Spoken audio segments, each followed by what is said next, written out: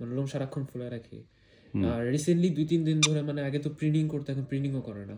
আচ্ছা, এখন একেবারে চুপচাপ। চুপচাপ।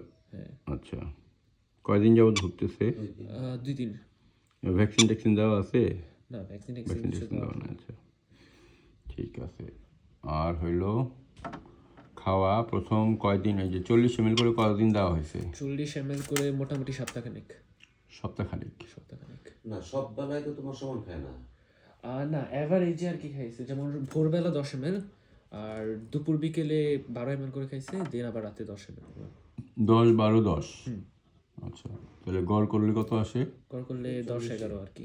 10-11 করে খাইছে কয়দিন? মোটামুটি 5-6 দিন। 5 দিন। তারপরে এই যে লাস্ট শুক্রবার থেকে হচ্ছে খাবার ঠিক মতো খাইতেছে না। খাবার একেবারে খাচ্ছেই না? মানে শুক্রবার দিন আমি দুপুরে যখন খাওয়াইছি 12টার দিকে, তখনও 10 ml খাইছে। আচ্ছা কিন্তু সন্ধ্যার পর থেকে খাইতেছে না। আচ্ছা, খুব চটপটা ছিল প্রথম মানে অনেক উঠতো, অনেক উড়াউড়ি করতো, খেলাখেলি করতো।